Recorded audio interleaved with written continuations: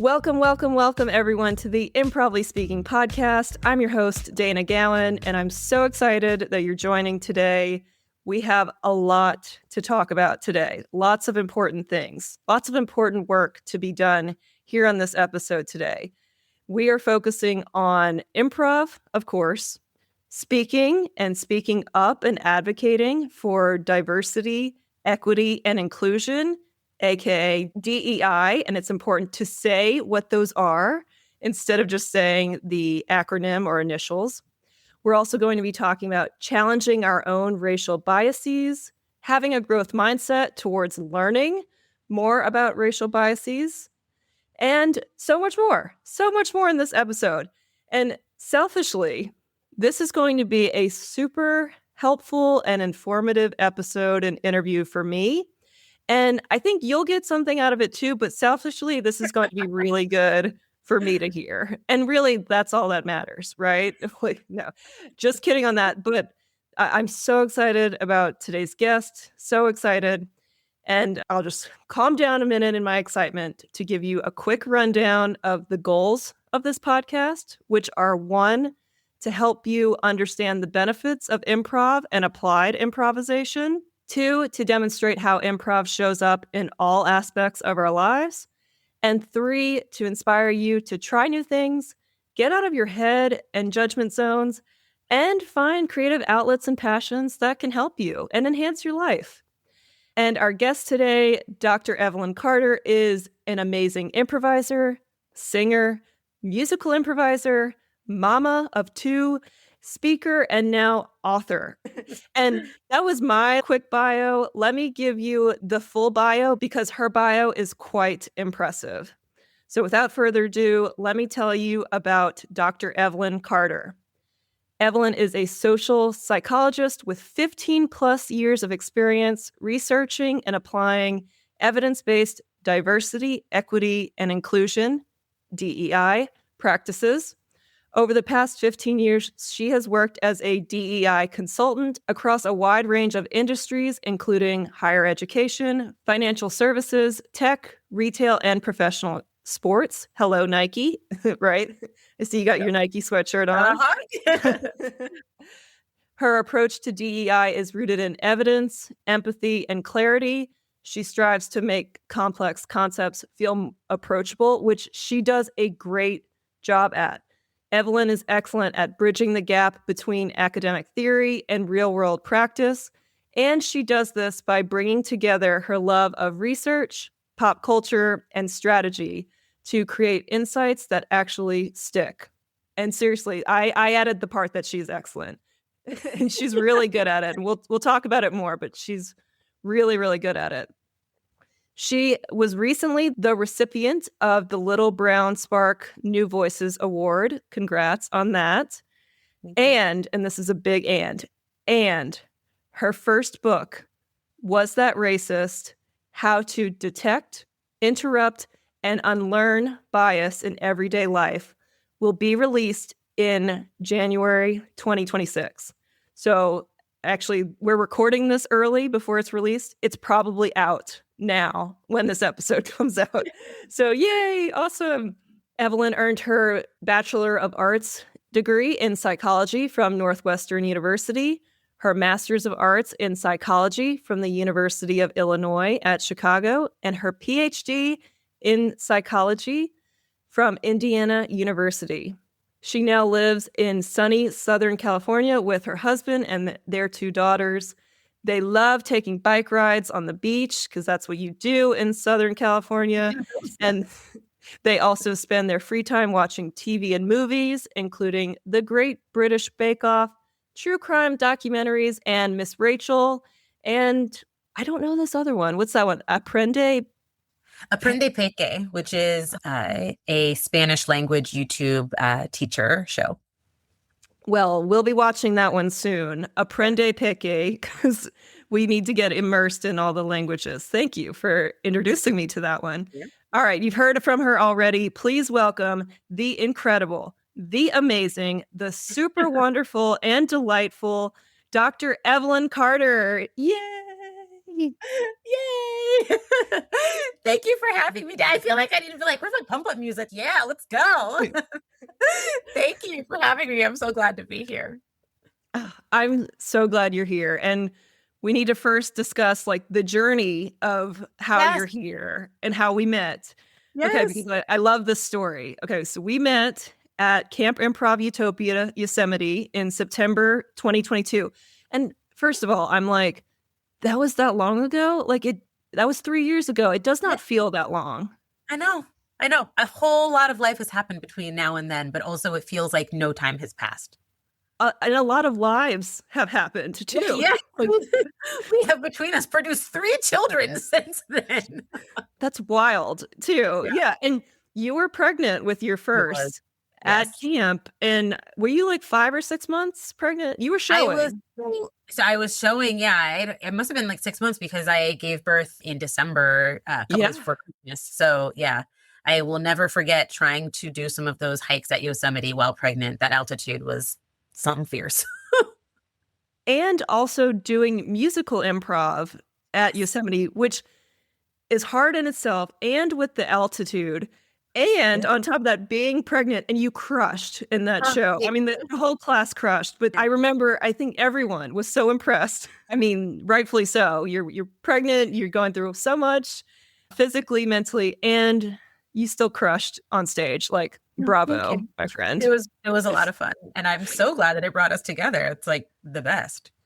Yeah, and we rode together for that trip. We rode with our dear friend Evan Harris, who we love dearly, and she was our driver and DJ too.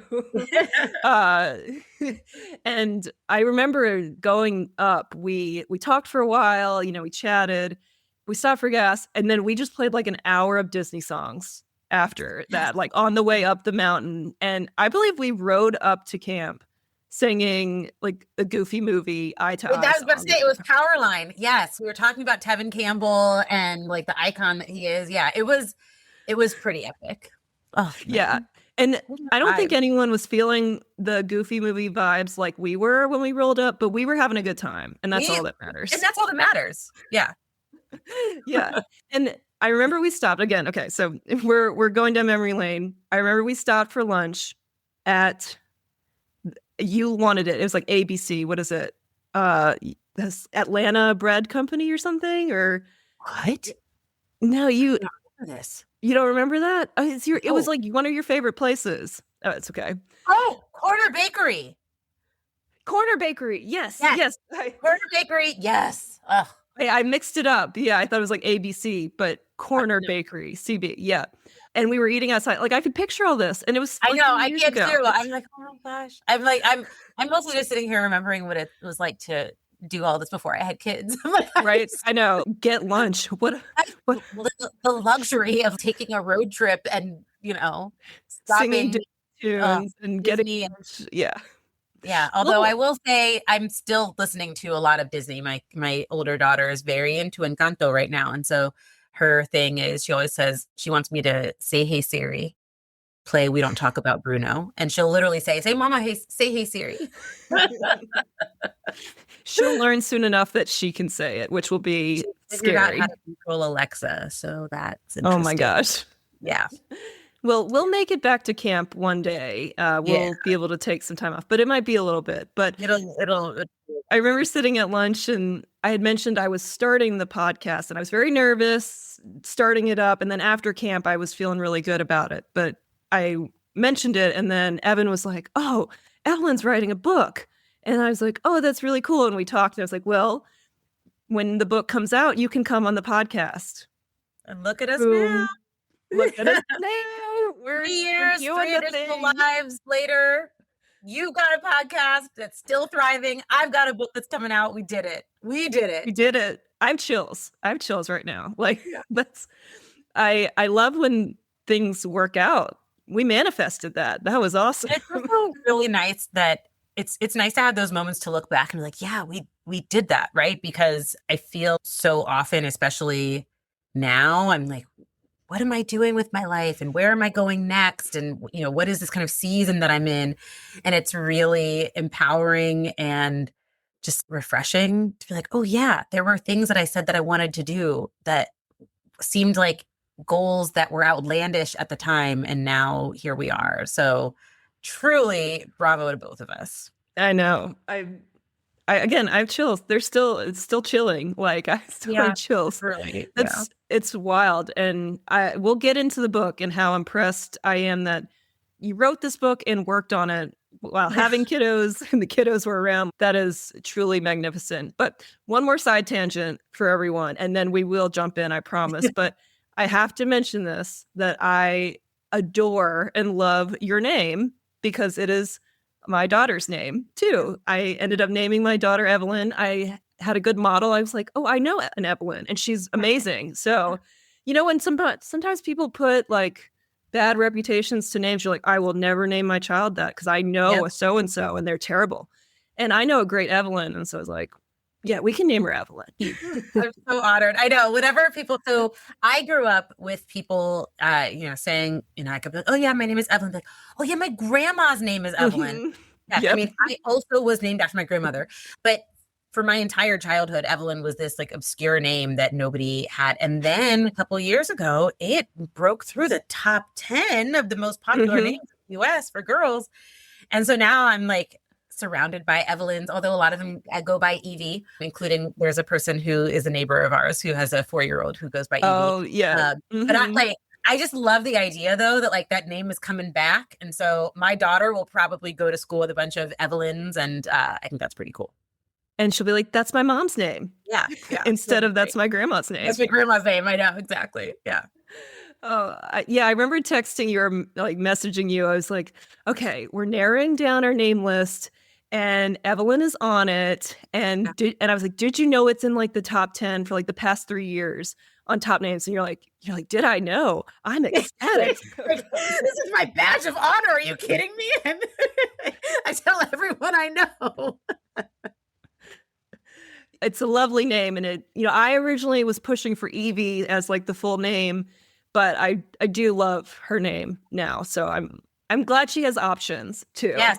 With that, I will say, like, it is a nice nicknameable name. And so I also enjoy that. My mom calls me Ev. So that's a cute one. Yeah. Oh, okay. All right.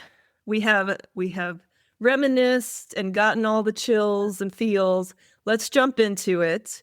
And this is a podcast about improv, and I want to hear your journey into improv. So when, how, and why did you get started in improv?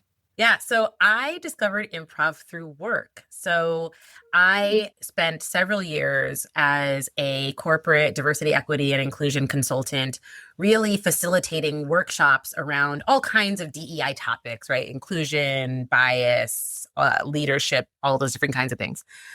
And I was helping my team plan our retreat for that year. And we were trying to think of something fun that we could do for professional development. And I said, well, we spend a lot of time speaking to audiences that are sometimes excited about our presence and other times are skeptical. We have to prepare for questions coming out of left field sometimes. And so I think it would be really cool for us to do like an improv workshop. And I was like, I don't even know if that's a thing that we could do, but wouldn't that be cool? And so we found an improviser. This was when our company was the company I worked for was based in the Bay Area. And so we found a person who did a custom 2-hour workshop for us. And it was fantastic. The things that I remember about it were, kind of some like the basic kind of, like I am a tree kind of exercises and whatnot, just like really get us warmed up to the idea. But we had a really deep, I think, conversation about kind of the overlap and also the conflict between some of the basic DEI principles and improv. So for example, in improv, the idea of, just kind of like going with what comes to mind first, right? Getting out there on stage, but also knowing that as DEI practitioners, something that we often warn people against is saying the first thing that comes to mind because it's likely a stereotype. And so we actually had a really robust conversation about how as improvisers, we can bring the principles of improv to light without drawing on the biases that come. And so it was just like I was like nerding out on so many levels. And after that 2-hour workshop, I made the case to my manager because we had some professional development budget that each person could use. And I was like, I want to use my professional development budget to take more improv classes. And Oh I my was God, like, I think amazing. that this is a critical way for me to build that skill as a facilitator of thinking quickly on my feet, of really active listening and being able to yes and somebody without, when you're talking about inclusion and equity and diversity and racism, like people say lots of incorrect and inaccurate things. And so there's Yeah. an art to making folks feel heard and also correcting them. And so all of these, I was like, these are things that improv teaches. And so I was able to use my professional development funds to take 3 sessions of improv classes at Second City Hollywood. What? um, and It's then I discovered amazing. improv, and I was like, okay, I actually don't think I can make the business case for how musical improv should be PD. And so and I had maxed out my budget for the year, so it was fine. But yeah, it started at work. And I really do believe in the power of improv and the principles that we learn as improvisers and how that can apply to all manner of conversations. Yes, even including conversations about racism. That's awesome. When was that? What do you remember the year? The year was 2019. It had to have been because that's when I started. Yeah, it was 2019. 2019. Okay. Yeah, it was 2019 Awesome. because that was like, so we did that it was like during, yeah, the retreat happened, and then I did a couple rounds, and then I did some more improv, and then the pandemic hit. COVID And hit. Yeah. yeah, I had done Okay. like 3 or 4 sessions at Second City under my belt before the pandemic. Nice. Okay. And then, yeah, unfortunately, Second City Hollywood went away, unfortunately, too. Although I will say, I have to give a plug now because I do live in Southern California, and not one of my favorite improv school here in the area is called the Playful Stage in Long Beach, California. It's run by Richard J. Martinez, who is a wonderful teacher, improviser, and just person. And something that I really love about the Playful Stage is their commitment to diversity and also to using improv in unique ways, right? So Richard co-led a session called Rehearsing Resistance, which was all about how to use the principles of improv to combat bias against members of the LGBTQ plus community. And just there's all these other kinds of examples of like ways where Richard's, there was another series that he did around how improv can help with mental health. And so it was like a kind of health focused workshop. So anyway, I love the Playful Stage because they do a lot of what I think we're talking about now, right? Which is showing how the principles of improv can help you live a better life and bring that fun and joy and also the critical thinking to bear. And I love that. So yeah. Well, I love that shout out too, because I think a lot of improv theaters are now having some kind of DEI clause, or they say they're all about supporting everyone and, acceptance, but the actions really matter. And it sounds like the Playful Stage is putting actions behind their words too. And it's been there since the beginning, right? Yeah. It's not an addendum that happened because they realized it's like this has been central to why the Playful Stage even was founded, of this like commitment to diversity, of creating that safe space for exploring all different things. I mean, I remember talking to one of my instructors at Second City Hollywood, a Black man, who was saying, for a while when he was on improv teams, he was the only Black person in the cast. And he was like, and somehow I always ended up being made to be the slave or whatever, right? Or I've talked to other folks, like a friend of mine who is Mexican, who was like, somehow I'm always the gardener. And those kinds of things do come from the biases that we have and kind of making those initial choices. But something that I love about the smartest improvisers that I've ever worked with are the ones who recommend us playing to the height of our intelligence and eschewing stereotypes in favor of more unique understandings of the way that the world can look. And so, anywho, that's just a principle that feels very important to the way that improv is done at the Playful Stage, and something that really resonates with me. Oh, yeah. Thank you. And Yeah, it can happen in scenes. It happens everywhere, as definitely highlighted. Yep. And yeah, it happens. And so it's how you handle it. It's how it's talked about and how instructors handle it. So yeah, very Yeah. important to bring up. Question: did you do theater and such in when you were growing up? Were you a theater kid? So it's interesting you ask this question because I do not identify as a theater kid. I like in that I don't know all of I don't know, somebody was talking recently, like the golden age of musicals or golden era. And I'm like, I don't even know what that means. And I wish I knew, but I do too. Yeah. So I don't feel like I feel like there are people who are very learned in the like musical theater space that I am not, but I love musicals. And I yes. did perform. So in my high Okay. school, there was always a fall play and then there was a spring musical. But I ran track, which is a spring sport. And so I Okay. always picked track except for my senior year because my senior year they did Seussical. And everybody that I knew was like, you would be great for the sour kangaroo, who is this, literally the character is based off of Aretha Franklin. So it's very like a very soulful Black woman coded character. And so I auditioned for it. I got it. And Yes. so I joined the ranks of like many musical theater kiddos from the like early aughts who have performed in Seussical because of course we have. And then my junior year in college at Northwestern, one of the theater ensembles did Seussical. And so I again auditioned for it and I was a bird girl. And yeah, so to me, if there is a stage where I can speak and or sing, I'm going to do it. I'm going to do it. Yeah.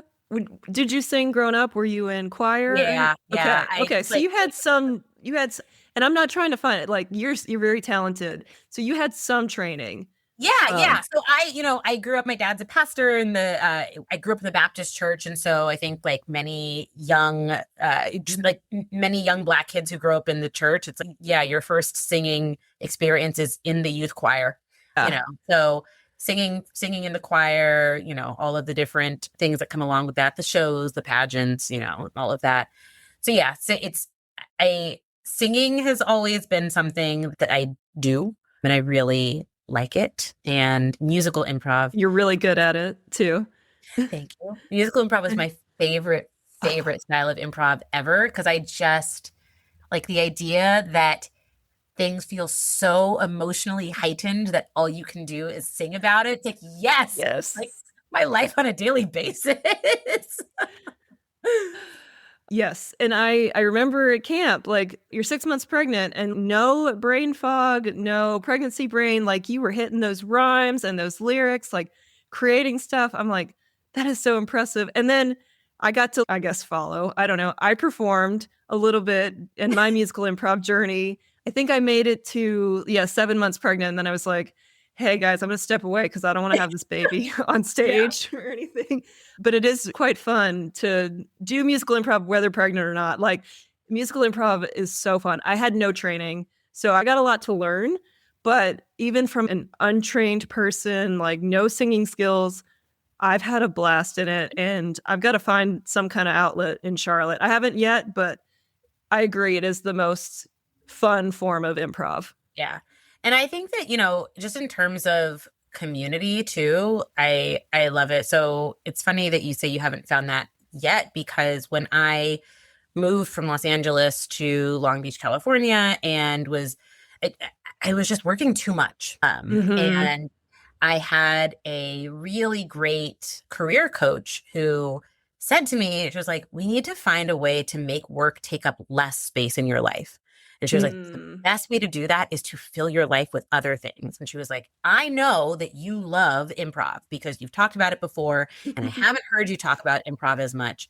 And so literally she was like, let's find you some improv in your new city.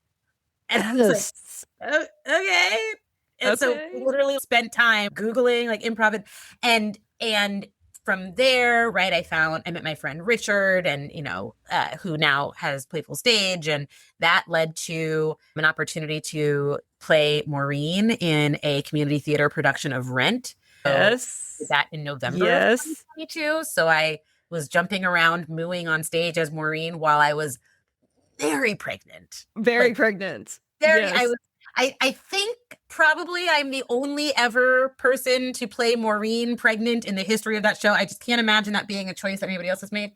But, It's wild. and then doing that community theater production led to other opportunities to just tell some really fascinating stories. Most recently, I was in their production of Jagged Little Pill.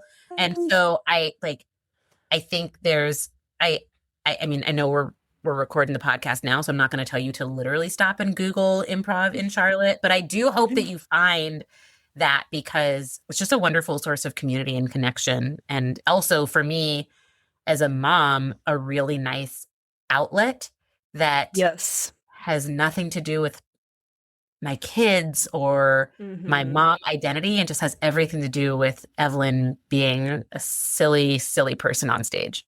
Yes. It's coming. Like, I'm getting my footing. I'm going to get into the community. It takes time, but yeah. It does. And when you are ready, it will be there for you. But it really, that was the unlock for me. Like, really finding that place for me was very helpful. Congrats on your most recent role. I love Jagged Little Pill. I saw it, on the Pantages stage in LA. Yeah. Oh my gosh, it's so good. They turned Alanis Morissette's album into a whole story. That I remember because I knew nothing about the show before I auditioned. I was just like, sure, this sounds great. And I remember like reading through the book, the script, and then listening to the songs. And I was like, wow, they did a really good job. I was like, how did Alanis write these songs? And I was like, no, she didn't. She didn't write the songs for the musical. Like, they just did a really good job crafting a show around her and her songs, because they're just so powerful and angsty and just like really, I think, evergreen with some of the things that she's grappling with. It applied beautifully to the story that they wrote. So good. Yeah, it was fun. I am a 36-year-old woman with 2 kids, and I got to play a little fiery 16-year-old, and that was also angsty very, very teenager. Yes. Yeah, it was like full of all of that energy that I remember having at 16, but didn't know how to articulate. And so a lot of us actually on the cast, because we were all playing, well below our actual ages. A lot of us were like, this was healing for my 16-year-old self. And that was an unexpected benefit. Yes. Oh my gosh. Okay. I got to ask you, real talk, mama to mama. I've got 1, you have 2. You're just lighting it up on stage, off stage. How do you do it? Like, it's funny. How are you doing it? It's funny you ask that, because I literally get this question all the time, so much so that I wrote in my bio in our playbill. It's like, people ask me all the time, how do I do it? And I said, the answer is my village. So I have not been able to find this quote. And so now I'm like, maybe I've misremembered it, but I'm pretty sure I didn't. Ruth Bader Ginsburg had some quote where she talked about basically the way that any woman who is in a heterosexual relationship can be successful is if her husband is as committed to her success as she is. Oh, wow. And I mean, I have that in spades. Like, before recording the podcast, my husband and I were just on a call with a university that he used his connections to reach out to get me to come there and do a speaking engagement. Yes. So I'm going to join the calls, make sure. He's like, I'm just here for logistics, for support. So like, that's my awesome. husband is, I mean, I was rehearsing for 15 hours a week for 2 months, and we found a way to make it work. My husband was like, you need to do this. You are great. I will find a way to make it happen. So there's that. But also, like, there was one Saturday where my husband was out of town and I had to do rehearsal from 10 to 6. And Evan, the friend that you were talking about at the beginning, was like, who's watching your kids? And I was like, Evan, I do not know. And she was like, I'm watching the kids. I'm coming over. You're going to take my car. I'll have your car. So I got the car seats. I'll take the kids. We got it. And then, of course, I have been really, really fortunate. Something that was very important to me before I had my first daughter was finding a community of folks who live nearby that I can lean on, because my family does not live out here with us. And so I spent a lot of time meeting people who had kids around the same age and really diving into those friendships. And so I've got some really good friends who are also mamas who take care of my kids as much as they take care of their own. And so, we've got this like patchwork of really strong connections of people who are committed to making my dreams come true. And so that is Nice. how I am able to do it. Yeah, it takes a village. It like It does. really does. It really, there's a momfluencer, I guess is what she technically is, but that feels so trite. But there's a person that I follow on Instagram that I really like who had a series a little while back about that. Basically, the core premise was if you want to benefit from the village, then you need to be a villager. And that really Yeah. resonated with me, right? So it's like, in order to benefit from the friends who are willing to like watch my kid at a moment's notice or drive down from, LA to watch, I have to find a way to also give back to my village Yeah. and support them too. And so that's something that is very important to me as well. And just like that mutual care is a core value of mine. Yeah. I feel that with the village because that's why we moved to be Yeah. closer to our village, and we are closer. We're still 90 minutes away from like family village. So it's not really helpful for babysitting wise. And people are like, "Oh, that's probably a good distance. You don't want people dropping over without notice." I'm like, who does that? Like I don't think Who are these people that would do? Yeah. I don't think Yeah. people do that anymore with the cell phones. At least people in our family don't do that. Or maybe your family just has healthy boundaries, right? I think that's Right. it's you got a dynamic of respect and care.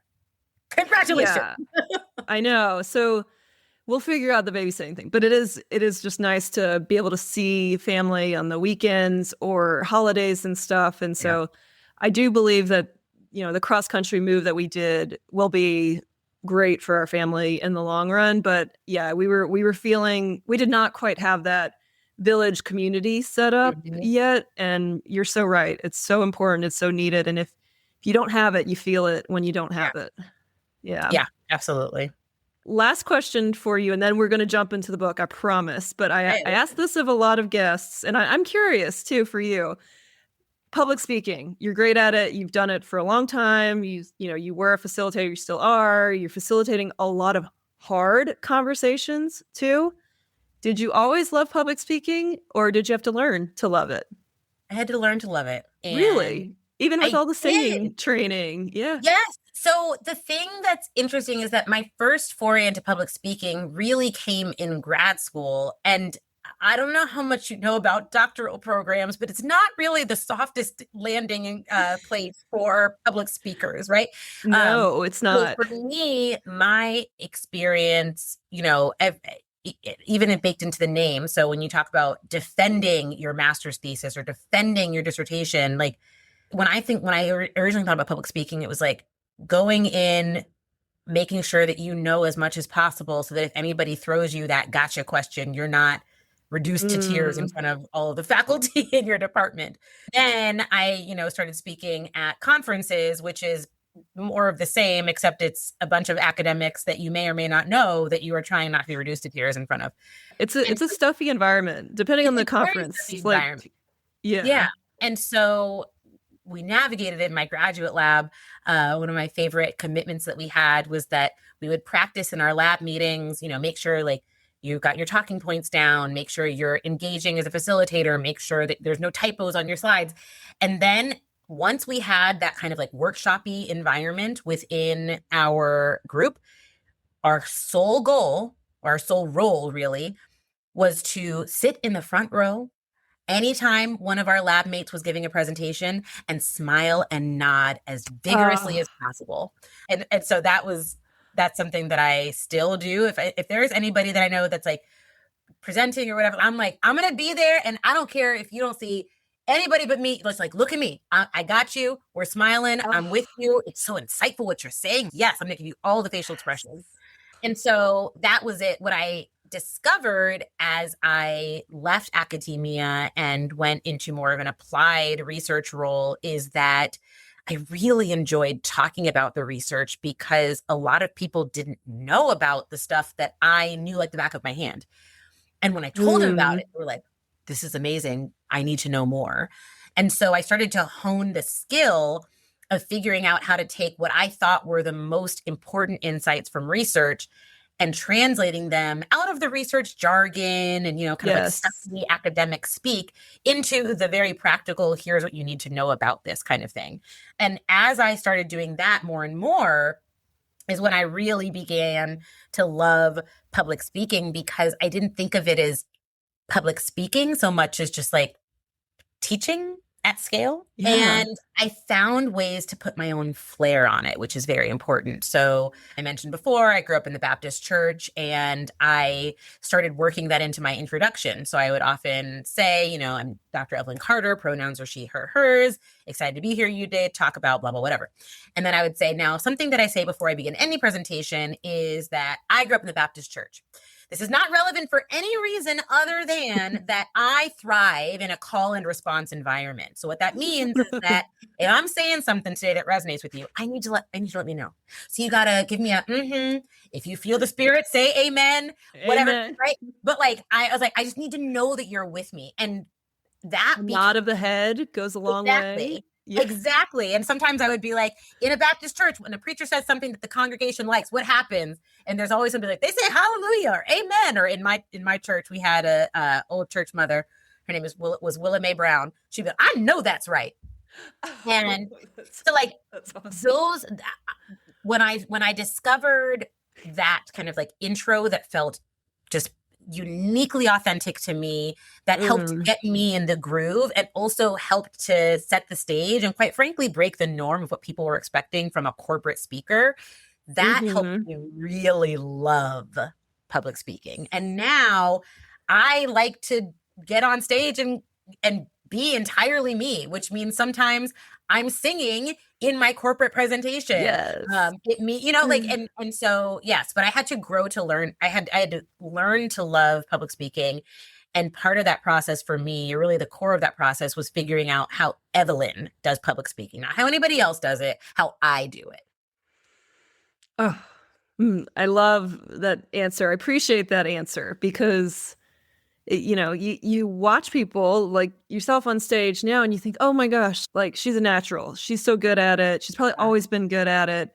And it's no. Like, she had to practice. You had to learn, had to find herself along the way. I look back at some of my early PowerPoint decks and I'm like, these slides were trash, but people laughed at me. It's great. It's fine. Whatever. We learn, right? But I can see the growth, and that's something that one of my favorite things to do when I was a leader at a previous company was I developed a series of how to become a good public speaker, a good presenter, basically. And I made the argument that I was like, anybody at this company, whether you are a facilitator, a sales leader, an operations person, we are all presenters, because even if you are an ops team member, you have to get us on board with whatever new software you're trying to add to the tech stack. And so you need to find a way to effectively communicate. And so we started off by having people make vision boards for who is your favorite presenter and why. Oh, nice. A couple people said me, and I was like, you guys, get out of here. Gosh. Just stop. Keep going. Stop. No. Exactly. Oh, no. More. No.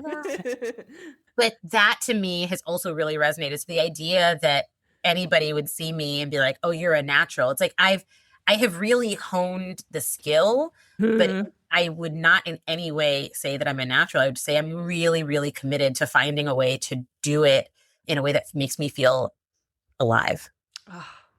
Oh, amazing. I love that. And that's what I want to help people find too, because I used to be terrified. I also went through grad school, and really none of the teachers, I didn't do a thesis or anything, so I didn't have to defend. I did a community project. I took the easy way out so that I wouldn't have to do the whole defending. But it did come with an hour-long presentation at the end. And I think for 2 years agonized over this. I mean, it wasn't even a project yet. And I would be like, oh my gosh, to graduate, I have to talk for an hour. Wow. Yeah.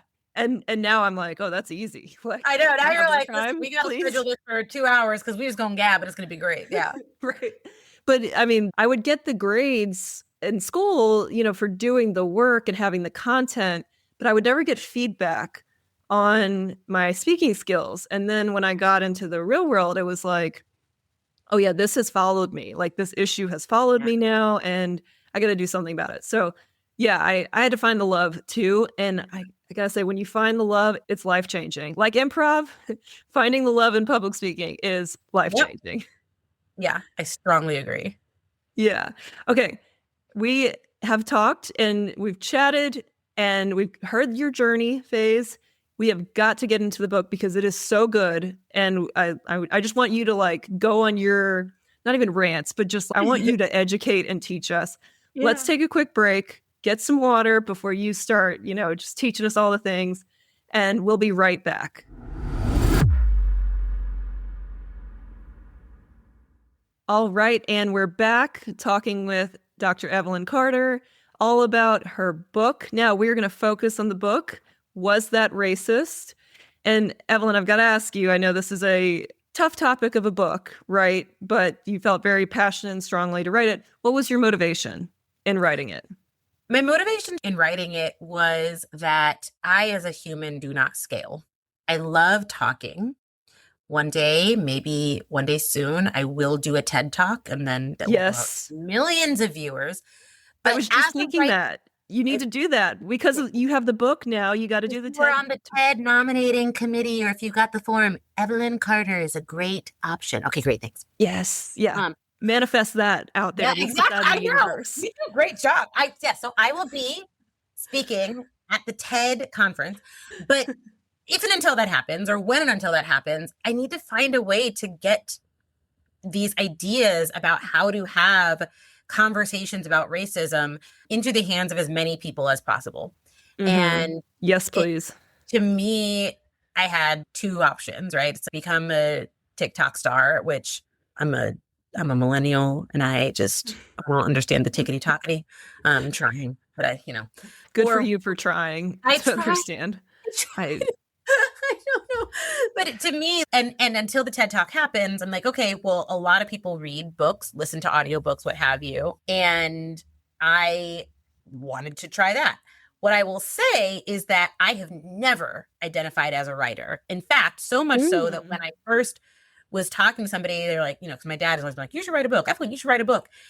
Writing has terrified me. I think a lot of that is because of the academic nature of writing and, the revision process and getting rejected and whatever.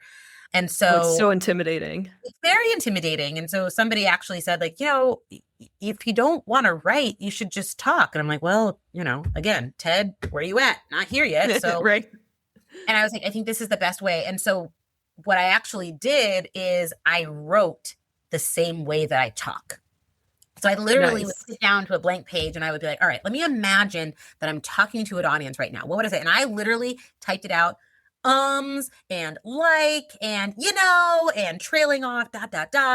as if I were talking, and then realized I went back and I was able to, edit. And I was like, oh, I'm doing the thing. So I really just wanted to get the ideas about how to have conversation about racism, how to combat racism, how to get white people in particular to notice the many ways that racism shows up in the world into the hands of as many people as possible. And writing a book is how that seemed to work best. And so that's how I got here. Well, and so at camp you were talking about it, or Evan was like, she's going to write a book about it. So the idea for writing the book has been around for a while.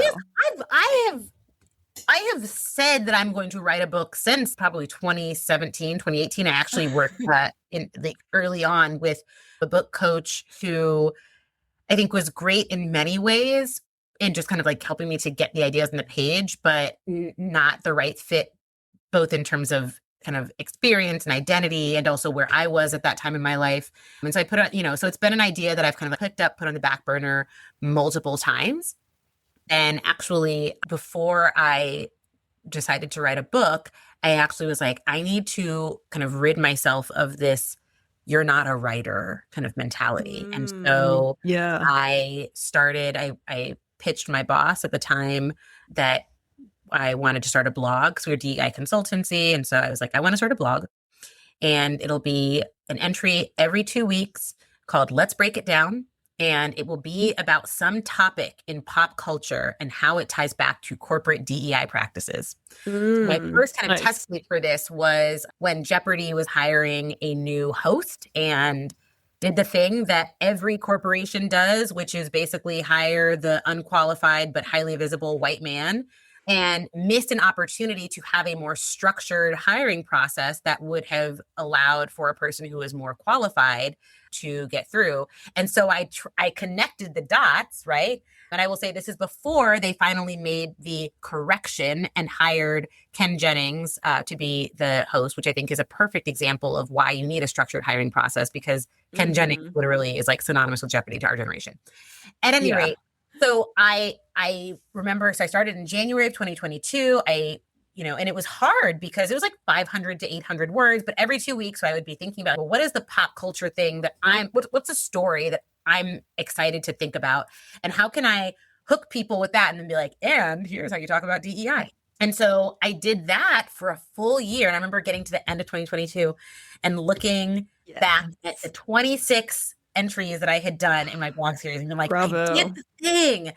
And so I also think, going back to how we were talking about, kind of growth and learning to love something, I had to learn to love writing. And the way that I did that was by, again, finding the thing that I loved, which was talking about these like topics that don't seem to live in the same world and finding that way to bring it to bear.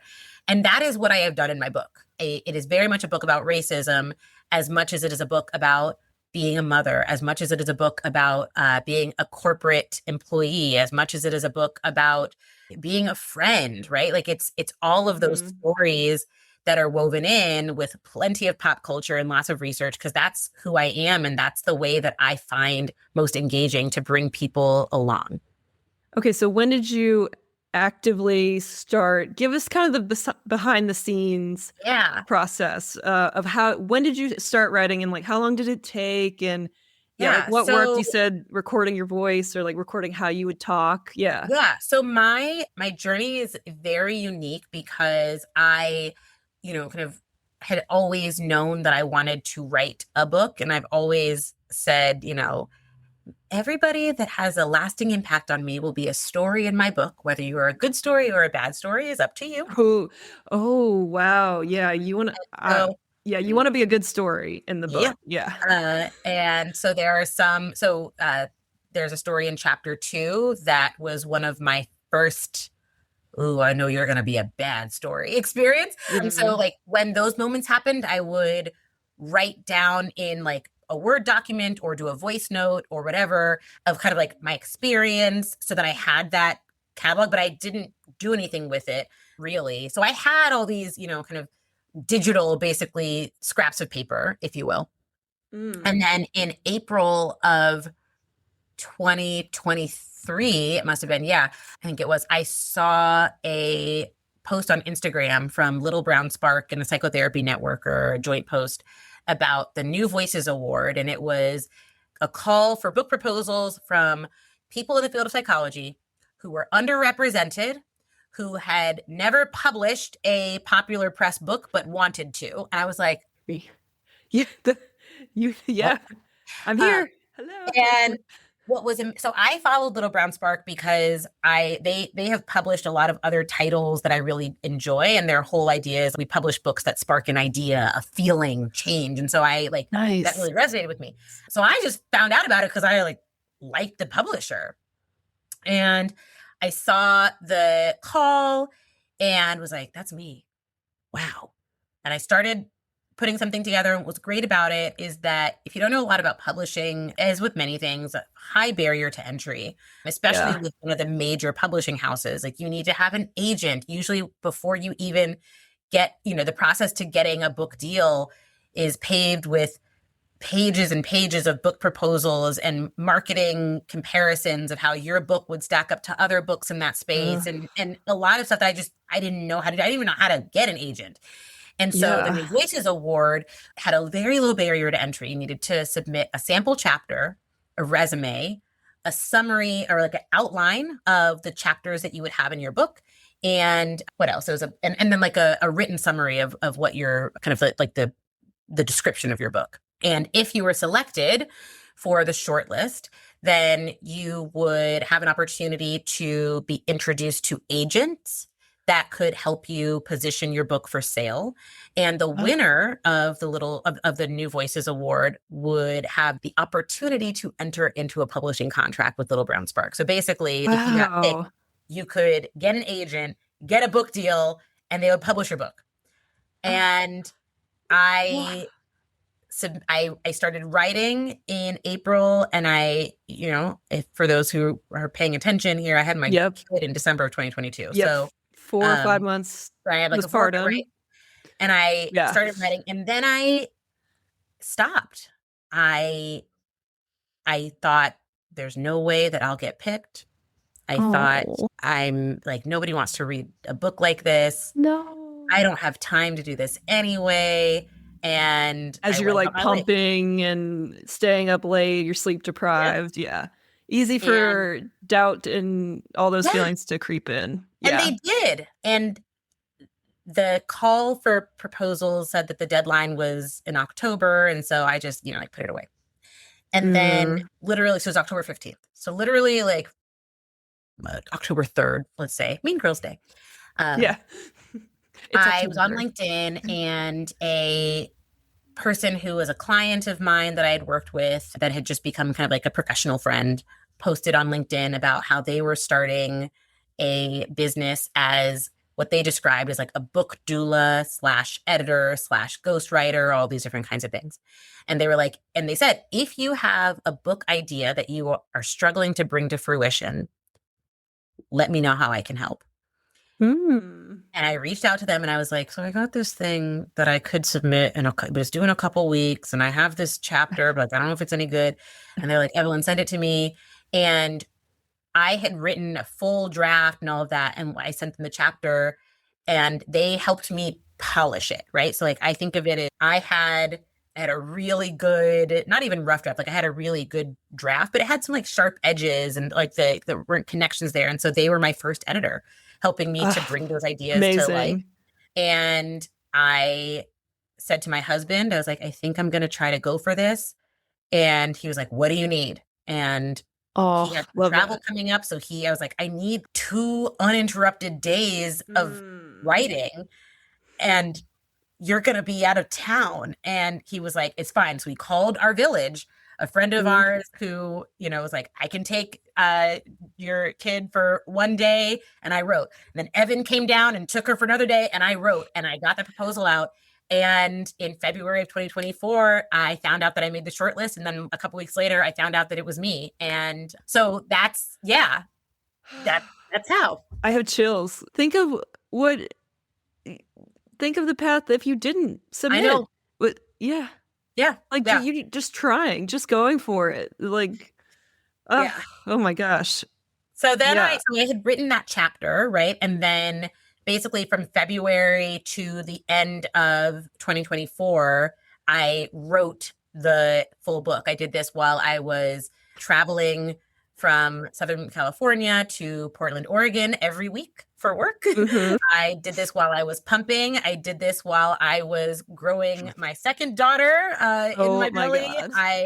And I delivered the manuscript to my publisher on January 31st, 2025. I gave birth on March 4th, 2025. And, I was like postpartum doing the edits for that came back from the copy editor. So yeah, it was a whirlwind, but I basically, it was like a year of writing. Wow. And I mean, I'm sure you felt like you had some mom brain, but not enough you were still able to function enough to write. Yeah. I am very grateful that so because of the nature of the traveling back and forth from Southern California to Portland, I basically had 3 nights every week where I was in a hotel by myself. And so that was one of the greatest gifts. And I think that, there are a lot of things that I remember from that period of time. And people often then ask me, like, how are you doing? You've got a 10-month-old at home, and you're like, leaving every week? What's going on? Thanks. I'm not feeling any guilt. Exactly. I feel weird about this choice already. Thank you so much for emphasizing how you think it's weird too. But I don't know how I would have done it any other way, right? Like there are all of these things in my life that had to line up in exactly the right order. in order to make these things come to fruition. And so, yeah, I mean, you can do a lot when you're sitting in a hotel room in Beaverton, Oregon, by yourself. Yeah. So yeah. Hmm. Well, and kudos to you for using that time wisely, getting the book out. I mean, it can take years sometimes to write books, and you didn't have years. You didn't Yeah. have that amount of time. You had to get it done. Listen, mamas are very resourceful, right? It's like, you want to light a fire under my butt? Tell me I got to do something by 4 p.m. when I pick up my kid from school, and I will, like, we will get it done. So Exactly. yeah, Yeah. yeah. Well, I pre-ordered the book, and so I will get it when it comes out. And because we were doing this interview, I got a special sneak peek of it. So thank you for that. And I did read a few chapters. And listen, I got to tell you, all right, even pre-baby, I was just not much of a reader. Like I buy a lot of books and they sit on the shelf, and I get shelfmosis from it. I get some kind of knowledge absorbed just from it being on my shelf. But yeah, I've got a lot of books to read. I don't need to buy a ton more books, but I do buy friends' books though. But getting the sneak peek, one, I wanted to do some research. So I read a few chapters, stayed awake for it, which again, I'm a tired mama Yeah. that doesn't read. Read 50 pages in your book, by the way. Oh my gosh. When is the last time I've read 50 pages? Probably 3 years ago. Let's just be honest with that. And like really, and it was easy. Like it's an, I would say easy read in that like you're engaged with it. Yeah. Your way of storytelling, and also kind of pushing you to learn and grow and be uncomfortable with it too. Like the content and in the sense of, hey, this is a challenging topic. You may be challenged by this, and that's okay. This is part of the growth mindset, which is your chapter 1 is on growth mindset. So I enjoyed the first 2 chapters, started reading chapter 3 with your story in grade school, 2 about the hair, and I read a bunch in that. So anyway, I'm Thank in. you Like, so really much. enjoyed it. I may actually finish this book. I think amazed. First of all, good job. Also, so I am somebody who loves reading, but I now feel, because my brain is so overrun with just like mom stuff and whatever, like I don't even watch TV as much. Like, I just need my eyes not to do any work. So I just want to sit in silence when I get time. And so what I hear, first of all, is like a celebration of you reading and doing that. Yes. And also, thank you so much for spending the precious moments that you have to yourself reading my book. That's very high praise, because I know for a fact that if I have quiet time, I am sitting and I am playing a little phone game, not reading a book. So yeah, thank you for that. Well, I can't wait to get the copy, and I can't wait to get it signed by you one day when our paths cross again. I'm going to have the book and you're going to sign it too. So I'll get a signed copy. Yes. Maybe we can get Camp Improv Utopia to do like a joint improv book signing event, because this is what brought us all together anyway. Yes. And yeah, we'll see. We'll manifest that as well. We're manifesting a lot of things on this. Well, and it's recorded. It's recorded, so the universe is hearing it. Yeah, exactly. Yeah. Okay, so I'm saying this in case anyone can't see us. Like if you're listening instead of watching the YouTube video, I am very white, very pale white, like the whitest of white. So I know, and I'm also like wearing a beige sweater, so I'm like blending into the white wall. Yeah. I'm camouflaging myself in the white wall. And I know that I have a lot to learn. Like, I do recognize my privilege. I think a lot of my privileges, but I know I have blind spots, is what I'm trying to say. Is I know I have blind spots. So I really appreciate this book and the opportunity to learn. And it seems like the audience of the book is white people, but I think it's also for everyone. So, I mean, what do you say for your target audience? Yeah. So I like to say that my target audience for the book is white people and anyone who interacts with white people. Which is So, everybody. which is everybody. Exactly. So it is for everybody. But the reason I say it that way is because something that I feel very strongly about and that I kind of really has guided my career is that I want white people to understand the nuanced ways that racism manifests.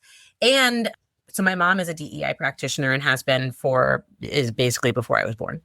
Oh, wow. And Okay. and somebody actually recently connected the dots for me about how, so my siblings and I each have taken kind of different approaches to doing DEI/anti-racism work. And so my brother is somebody who has previously said, I'll sit down across the table from a Klansman, we'll talk. And I'm like, what? And my sister is, I want to work with the folks of color. Like, if you ain't Black, I ain't here for it, because I want to work with the marginalized communities. And I Yeah. just all those perspectives. I love a good, well-meaning white person, because there is so much earnestness there, and there's also so much opportunity for improvement. And something that I think about a lot when it comes to racism is that, I think about it as like a battle where you've got folks in the center of a field who have arrows being flung at them from all sides. And the folks in the center of the field are the folks of color, right, who are being attacked by these arrows. And one approach to stopping the harm is to teach those folks how to hold up shields to protect themselves. Another way to stop the harm is to get the arrows to stop flying in the first place. Wouldn't that be nice? Yes. And so to me, I'm like, I need white people. If you're not following this analogy, white people, you are the ones who are slinging the arrows. So like, to me, I'm like, if I can get white people to understand that they are slinging the arrows, whether they mean to or not, and teach them to stop, that is going to have a direct positive impact on the folks of color who are the recipients of racism. And so the book is for white people to learn how to stop slinging the arrows. And I also think it's very important for folks of color to read it because, growing up, I grew up in a mostly white environment, and I didn't always have the language to explain why I felt the way that I did. I sometimes internalized things that I experienced as being my fault as opposed to being the result of racism. And so I think that when a non-white person reads my book, my hope is that they'll be like, oh, that's why that person was like that to me. Or, yeah, I've experienced that, and now I have language for it. Or, great, I feel empowered that I can, talk about this in this way with this person, or I'm going to share this book with a person that I think would really resonate with it, right? So it really is a tool for everyone, and especially a tool for white folks. Yes. And not to get too political, but we have to talk about this. It is inherently political. So yes, dive in. Yeah. Well, I mean, you've had the idea for writing this book for a while, and a few years ago, DEI is the rage. We want to work on it. We want to get better. And then, we backtrack a ton, right? So this current administration is basically slashing anything that mentions DEI and does not even put the names on it. Just says DEI is at fault for everything. We got to do away with it. I mean, the progress that we have made now it's going to take decades probably, and to get back to where we were. Yeah, not to be. I like to be positive, but I think we have to be realistic here. So the book is coming out in a tough environment, is what I'm trying to say. Yeah. And how does that make you feel? You're still going to do the work, right? We have to do the work. But I mean, how do you think we come back from this? How do you combat this current administration and the people who feel empowered by this administration, unfortunately, too? Yeah. So it's real. I will also say, so this is mostly just because the thing that I spend a lot of time with folks at work who are like, well, I'm not, not to get political, but, and I will say, and I always say there, like, anytime that we are talking about people's rights and all that, like, it is inherently a political conversation. And so I am never afraid to get political, because you have to dive in. And I think that's also one of the kind of tenets of being willing to have these conversations is we are going to go there because it's necessary. What is interesting about this environment is, and the thing that helps me find that realistic perspective and also some optimism, question mark, is another book that is written by Dr. Carol Anderson called White Rage. And I reference it at some point in my book. But basically, the entire book is about, from a historian's perspective, the way that every single period of racial progress in the United States has been met by a swift and decisive period of backlash from white people, going back to Reconstruction. And what she highlights in the book is the ebbs and flows of this. And so I think that, you know, while we're talking about the current administration of Trump 2.0, what we actually should be doing is going back to when Obama was elected, because that was one of the biggest pieces of evidence that folks had that we had reached. Remember when they're like, we're post-racial now? And I was like, y'all, we got to call BS on this. Like, that's not how this works. But it was significant to have a Black man as a president. It was a huge win, but that wasn't the end of the journey. Yeah, exactly. And so now what we are seeing is the swift and decisive backlash that is a result of that period of racial progress. So when I zoom out and I understand kind of the ebbs and flows of what this looks like, I agree with you. We will have to deal with decades worth of repairs necessary from the harm that has been done and will be done to come under this administration. I also don't want to presume that or don't want to act like this is the only time that we've ever had harm in this country. And I think I find a lot of solace in remembering kind of those tools. So then with that knowledge, what does that mean? Well, if we know that throughout history, you're going to have racial progress, you're going to have white backlash, then the question becomes, well, how did they navigate that in past experiences of that kind of cycle? Resistance by everyday individuals who armed themselves with knowledge, who took a stand, policies and practices and changing laws, right? So people who were fighting on the front lines of justice, people who were not members of the group or groups that were being targeted, standing up for what they believed in, putting their literal lives on the line sometimes, right? But also figuratively risking things for what they believed should come. And when I think about that, anyone who reads my book in this time can use it as a tool of resistance. So amen. Thank you. So, you know, I think about the librarians who have the choice to put out books that feature folks from different backgrounds or stories that highlight, you know, what it means to be an immigrant, or, you know, that children's talk about books. All of that, right? Yeah. That is a person who I want reading my book and being like, yeah, I can do something. I want somebody who lives in a community that is being ravaged by ICE right now and being terrorized by that, to read my book and be like, I can do something. And then I want them to go out and actually do it. So to me, like, it is a tough environment in some ways, to publish this book, because I'm not going to, I have not yet seen the kind of like corporate groundswell of support. Nobody is beating down my publisher's doors to get a bulk order for their, like, you know, financial institution to distribute to employees. Right. But the everyday person yet absolutely can do. Yet. We'll manifest that. Listen. Yeah. Beat down those doors. My publisher has got bulk orders and they're ready for you. Right. But I am more excited about the millions of people who are your everyday person, who is a librarian or a bus driver or a CEO of a company or a podcast host, right? That can, it's you. That's me. That can read my book, that can be energized by the ideas, that can be challenged by what they read, and who can think about, what is my sphere of influence? And maybe that sphere of influence is the people who are sitting around your kitchen table. Maybe that sphere of influence is somebody who is, you know, the CEO of, you know, Morgan Stanley. And somewhere in between is where the rest of us fall. And what is exciting to me about this current environment is that I talk to a lot of people who are wondering what in the hell they are supposed to do now.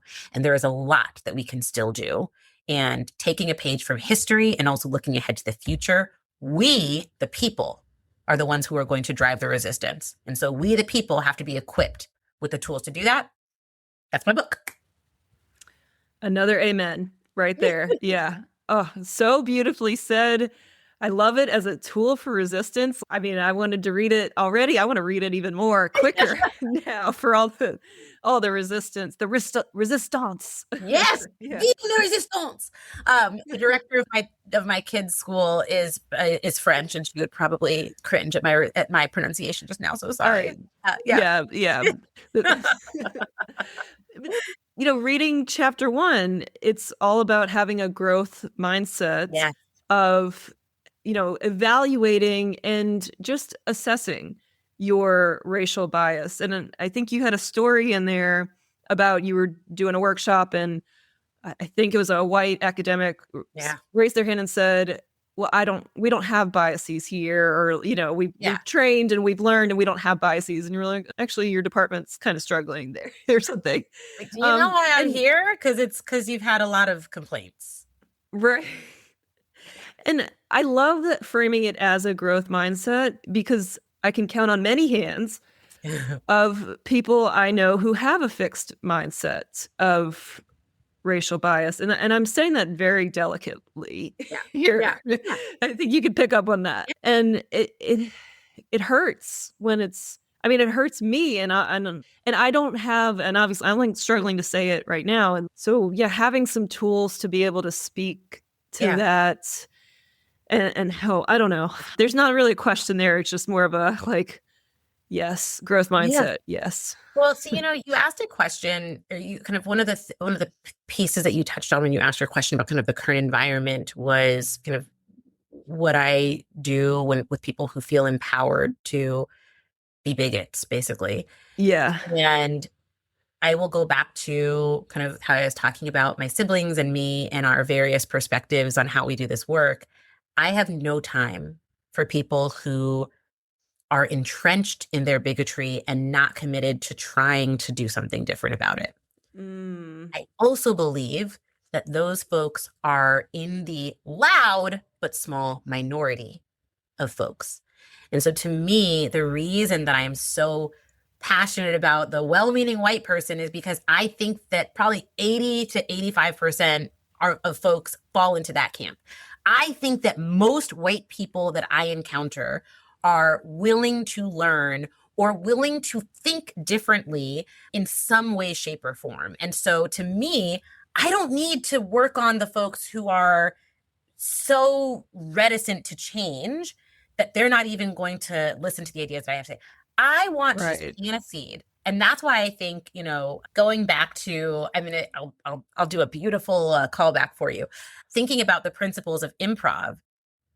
Whenever you're doing a scene, whether it's a 2-person scene or what have you, one of the biggest things we're taught is not to go in and have the entire scene planned, right? I make an offer and you build on it. And I think of this work, of the anti-racism work that I'm doing, of the education I'm doing, as making an offer. I am telling a story and I'm inviting you to think differently. I want to plant a seed that maybe in that moment you're not really ready to take up, but it kind of burrows in your brain and you find yourself thinking about it a week later, 2 weeks later, a month later, 3 months later. And we are doing this kind of playing the really long game of having this elaborate scene together where we're building on an idea that hopefully will take root and change your lives. And so I think to, bring that analogy home, if you don't want to get on stage with me, then we can't have a conversation. But if you're willing to show up, then we can start. And that is why I think that kind of building together approach is really useful. So I would say, you are probably going to be in rooms with people who are willing to get on stages that might not want to be in a stage with me. And so find a way to plant that seed, find a way to bring up a story or an example or a book or a whatever, and use that to kind of begin the process. Yeah. Thank you. Thank you for that help, advice, recommendation. Yeah. Just ways to keep the conversation going. One of the most influential workshops or talks that I've been a part of recently or within a few years, and actually it was like 4 years ago, it was at work, and one of the ERGs or a few of the, what is it, employee resource groups, Yeah. ERGs got together and they did a privilege workshop, Yeah. like lunch and learn privilege workshop. Now, I take a step back and go, okay, these were employees giving their time, educating other employees. So the company didn't pay for anything, but the employees did it out of the goodness of their heart. And it was very impactful. I really appreciated it. Like having the talk, we did like breakout rooms talking about privilege. Yeah. And it was really impactful. And I wish that the company would have invested maybe some more time so that they could have been paid or they would pay like consultants. But anyway, I benefited from that conversation. And I know a lot of other people did. And so, yeah, I mean, those kind of conversations go a long way. But it was a lunch and learn. It was just a Yeah. volunteer, like show up if you want to. It's like, this should be something we're all in on too. This should be required for us to learn and talk about. Yeah. I mean, I know agree it's hard. in general on, get those butts in seats. I will tell you that the research suggests that whether it's voluntary or not doesn't really matter for learning outcomes. People prefer voluntary things over mandatory trainings, but if the content is focused on raising awareness and changing behavior, whether it's voluntary or mandatory doesn't really matter. And it sounds right, like you were one of the people that was in there, and you were a captive audience. It mattered to you, now for some years later. So that sounds like it was a very impactful experience. And what I always tell people, going back to what I said, like I don't scale. So I tell people, I'm like, if you enjoyed what you learned today, take it and tell somebody, right? So like when you are thinking about raising your daughter, or when you're talking to your partner or your friends or whatnot, find ways to bring up that conversation about privilege. And, that's something that I think all of us can do. Is again, going back to like, what do we influence, and how can we take that and go and bring it to light for others? Okay, so here's a question for you that I was thinking about prior to this interview, reading the book. And I am eager to learn. And I also am a facilitator, in a space that I want to create inclusive spaces. I want everyone to feel safe. Like I lead with those agreements, but I also want to model those behaviors in the workshops that I lead on like improv and applied improv and stuff. Yeah. But it's important to set the safe space so that people feel comfortable. Yeah. And I know, and I also think just people in general, like, we don't want to mess up, right? We don't want to inherently offend. And I mean, I think most 99% of people would say they don't want to offend other people by their language or things that they do. But I think in this current environment that we're in, sometimes people say that they're afraid to say anything because it's going to come out offensive, right? We're in this quote unquote woke culture and cancel culture, and we don't want to get canceled, right? So there's almost the fear of speaking at all because we're going to offend somebody. So maybe this is kind of adjacent to what you're talking about, but how do you feel about that? And if mistakes are made, which they're going to get made, so how do we handle it when something is inadvertently said or mistakes are made? How can we handle that? Well, let me disabuse you and any of your listeners of the notion that you are not going to make mistakes. You will, and it will be painful. And that's part of growth, right? Like, the thing that I want people to remember when we talk about unlearning your racism is that there is nothing that we learn in life that doesn't come with making mistakes first. Like, for those of you who know how to ride a bike, you didn't just get on a bicycle and start pedaling. Like, you fell, you skinned your knee. It didn't feel good. Maybe you hit your head, right? But as you were learning to ride a bike, you had somebody around you that knew how to do it, that was guiding you. You had protective gear that you were wearing, right? And you gave yourself lots of opportunities to try. These are the same things that you have to do when it comes to racism. And something that people all say is like, well, I wasn't learning to ride a bike in front of an audience of, my entire company or whatever. Yeah, it's embarrassing when you fall off your bike. Thank goodness that it's not like on TikTok for it to become the next sound or whatever, the reel. But everybody is learning how to ride a bike, and everybody makes mistakes. And so what I do is I talk about my own mistakes, right? To model that I am also on this journey. I tell people, like, you will never be perfect at this. You will always mess Mm-hmm. up. And that's also part of the process. And what I also remind folks is that more often than not, folks aren't looking to cancel you for making a mistake. So there's actually research that shows that in interracial interactions, so when white folks and people of color come together, white folks tend to go in being like, my main goal here is I just really want to be liked. Folks of Mm-hmm. color go in saying, my main goal is to be respected. And Mm. when somebody says a microaggression to me, when they say something that's just flat out racist to me, when I am made to feel less than, I don't feel respected. And fixing that doesn't come by shaming the other person. Fixing that actually comes by that person apologizing. And Mm. so Mm-hmm. what I remind folks of is, one, set up the environment the best you can so you have those agreements and you hold yourselves and others accountable for following them.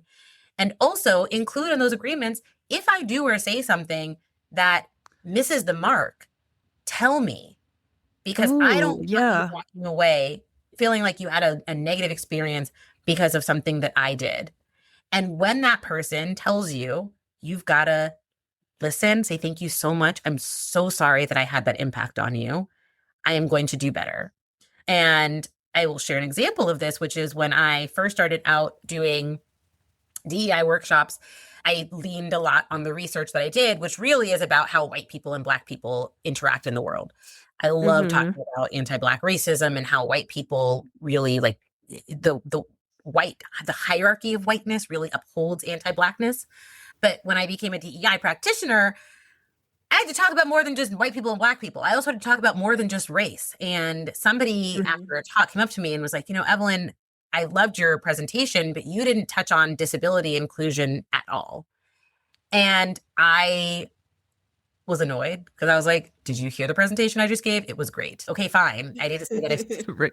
it tracks, right? So in my head, I'm like, oh, what? But I said, thank you for the feedback. They didn't even say I was hurt by it, right? They were just like, I Right. with it. And it annoyed me.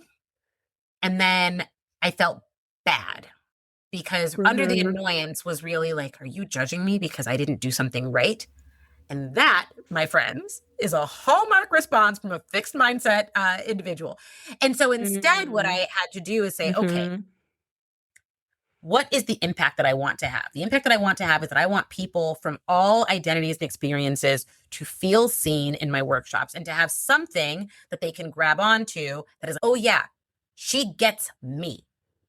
And if Mm-hmm. I'm missing the mark on that, which is what the feedback shared, then I have to decide that either I don't care about that impact or I've got to change. And I changed, right? I found a way to introduce the work and to say, this is where my expertise is. And I also will be talking today about all of the ways in which inclusion manifests for people, whether we're talking about race or gender or disability or sexual orientation or right? Religion. Yeah. And I Yeah. Yeah. practiced it so that before I got into the room for my next presentation, I was making sure that I knew exactly how I was going to say it so that it would feel natural to me. And so, again, everybody's going to make mistakes. They'll be public, they'll be private, they'll make you feel bad, they'll make you feel angry, they'll make you feel annoyed. That's good. Use that to catalyze a new way of behaving. That's a sign of growth, or that's an offer for growth Yep. too, to change, to learn. Yeah. I mean, I think that's probably why and that you mentioned this in the book in chapter 1, like that's why we get defensive, because we want to be liked, right? Yeah. And that's our goal. And then suddenly, oh, well, you're saying that I have a bias. That means like I'm not perfect and I'm not liked, and Very like I'm a threatening. good It's scary. yeah, I'm a good person in this world. Like I do good things, right? And so that is challenging that notion, right? And we can still be good people, and we make mistakes. And so Yes. it's learning from those mistakes. And I just love framing it as a growth mindset, which is also yes and, of course, right? Yes, exactly. Yeah. So, okay, so I've read chapters 1 and 2 and some of 3. Give us a preview of the rest of the chapters. How does the book kind of flow? Yeah. So I thought about the book very much as I think about the flow of a workshop. So I want you to start off, when I do a workshop, I want people to start off feeling comfortable with me. So I tell a lot of like personal stories. I kind of let them know my vibe and kind of set the stage for just the way that you need to think a little bit differently. So the chapters that you read are very much about like just kind of the in your headiness stuff. Like before we can even Yes. talk about how racism shows up, which is what chapter 3 and beyond are about. Chapters 1 and 2 are really like, good on you for opening this book. Let's talk Yeah. about the mindset you're going to need to get you through Yeah. what you're going to read.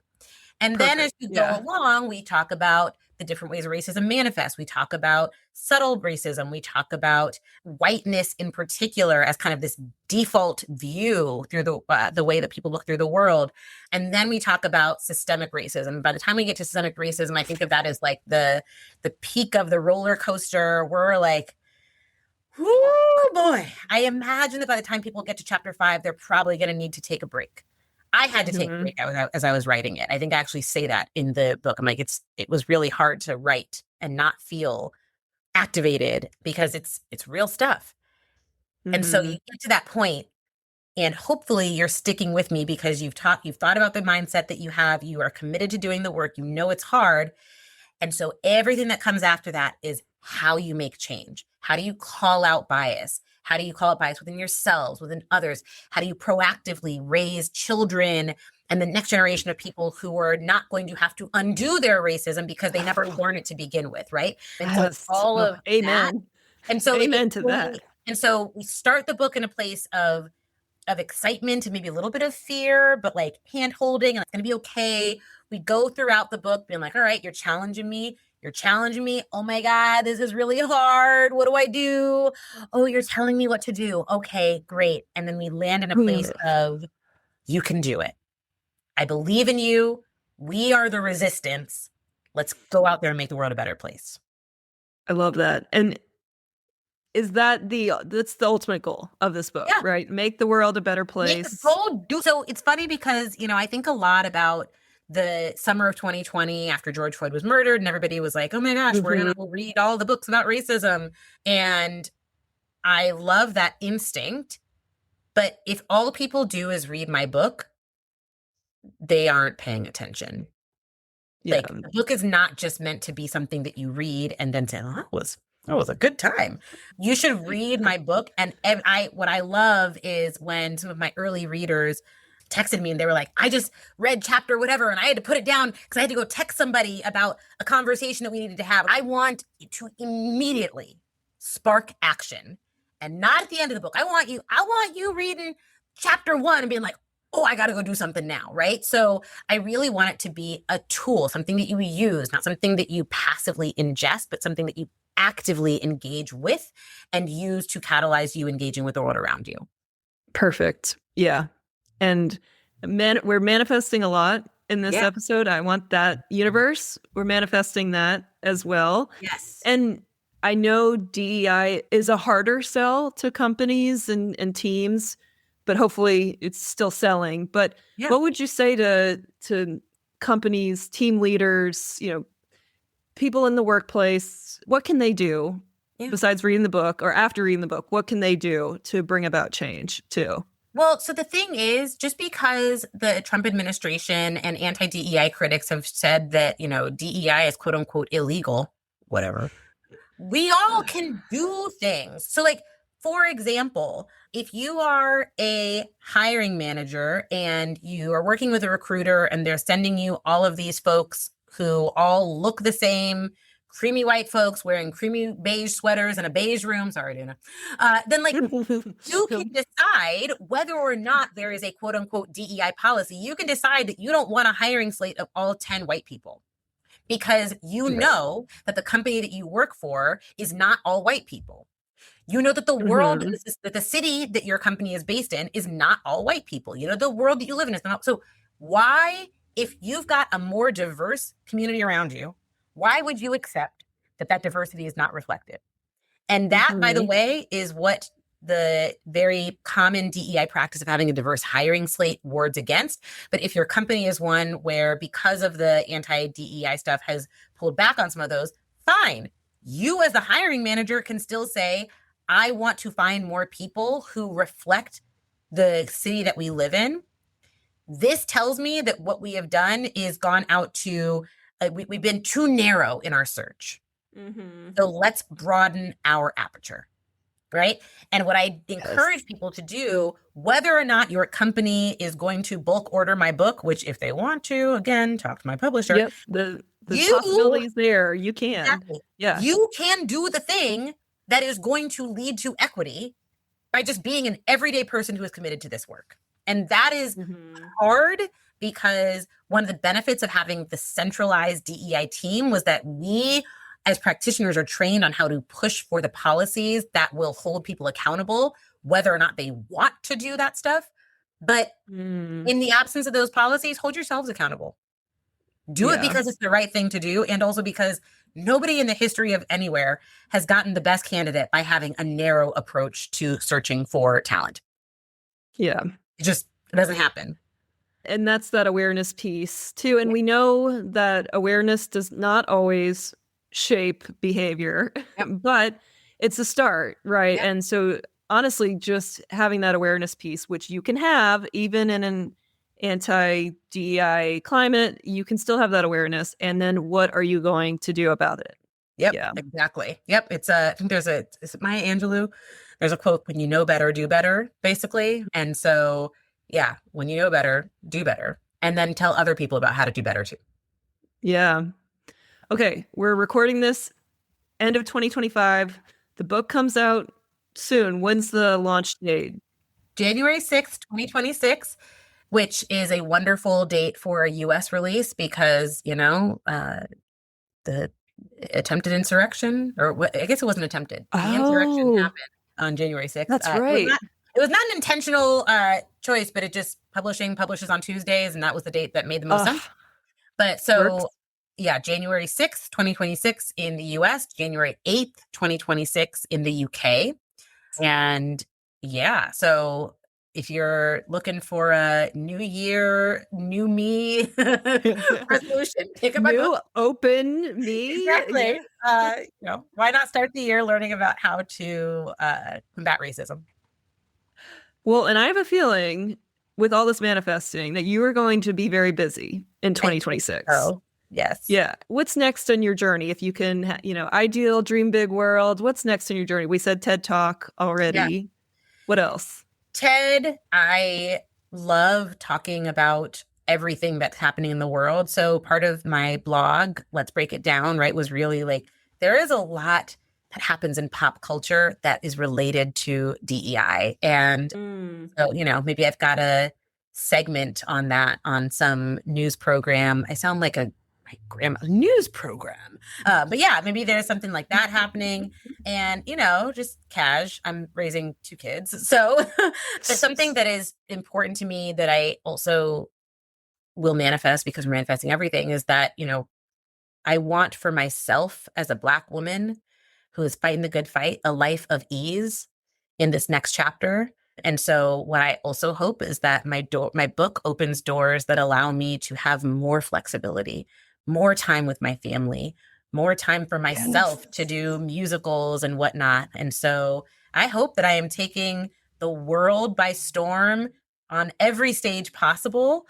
And I also hope that I am at music class with my girls every Sunday and baking muffins for the PTA bake sale, And so that is also what I hope for the future.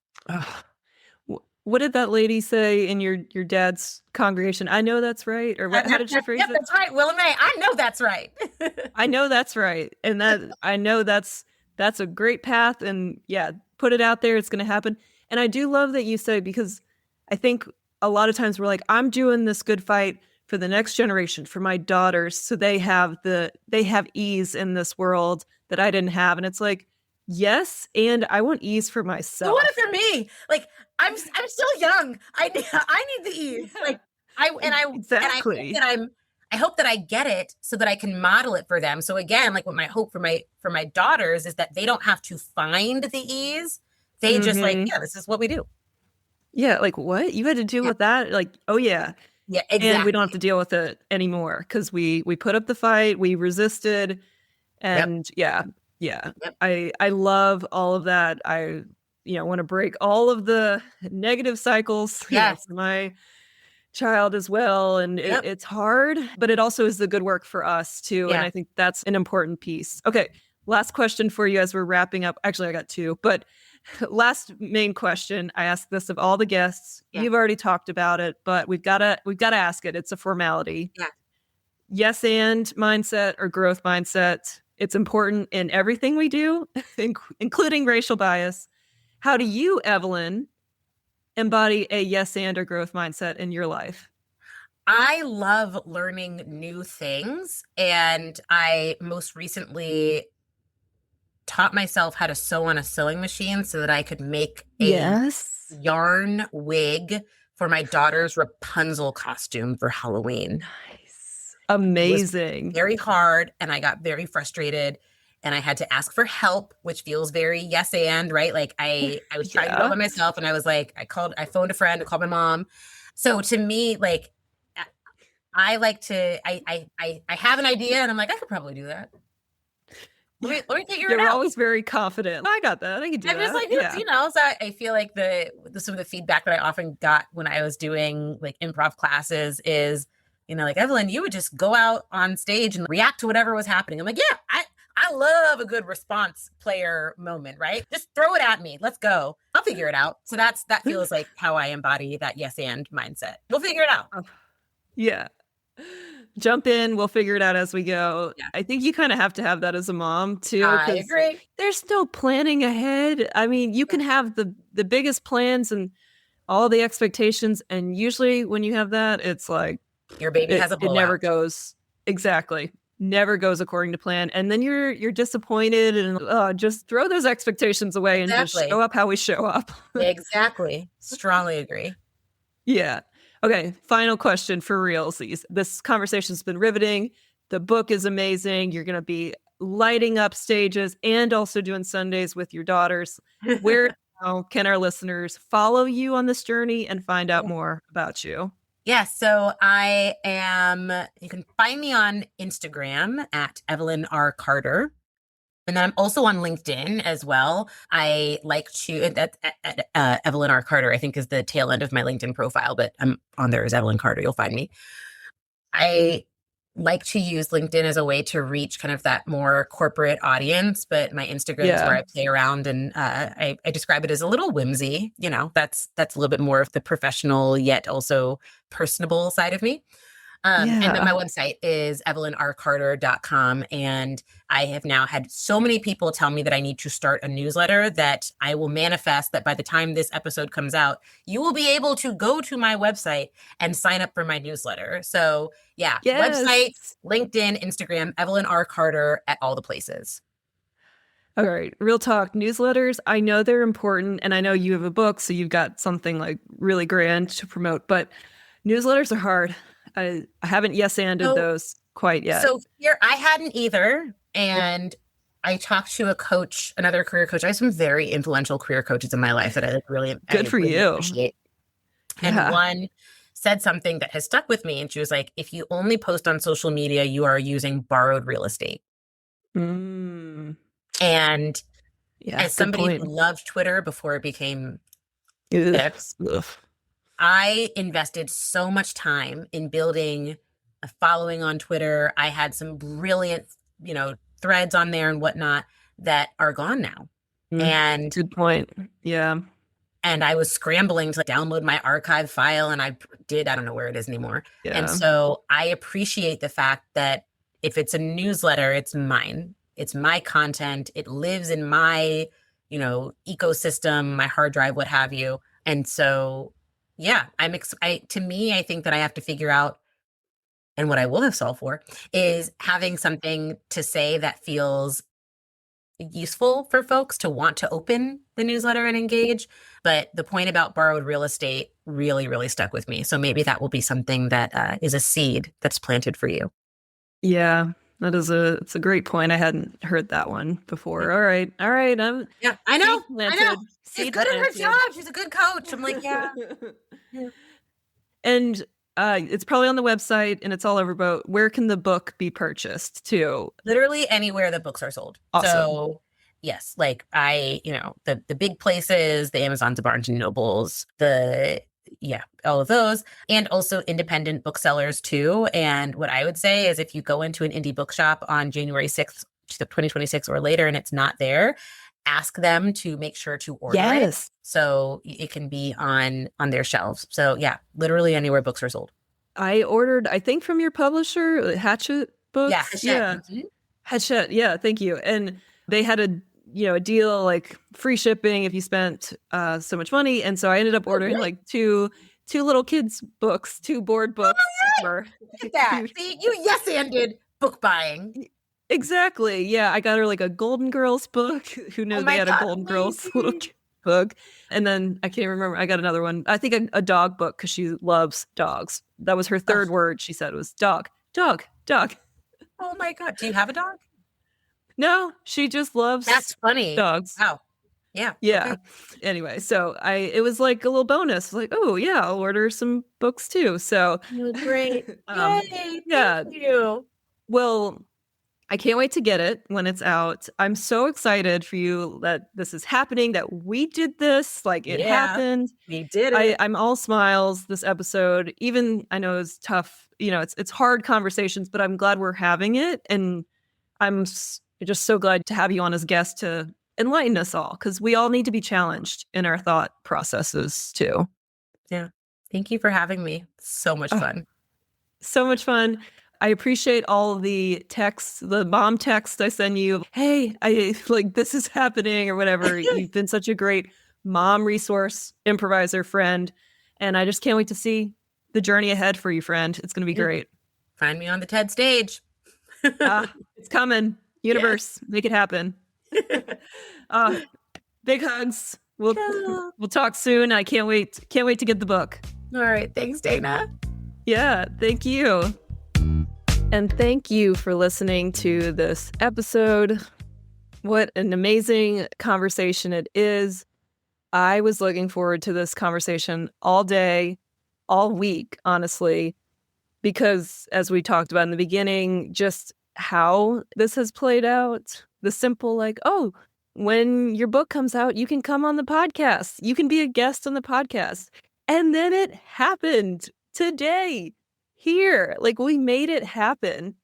And I'm so proud of us. We were talking about this before we hit the record button. And I was saying how I was so proud of myself that the podcast kept going after my maternity leave, because I took a 7 or 8 month hiatus for maternity leave.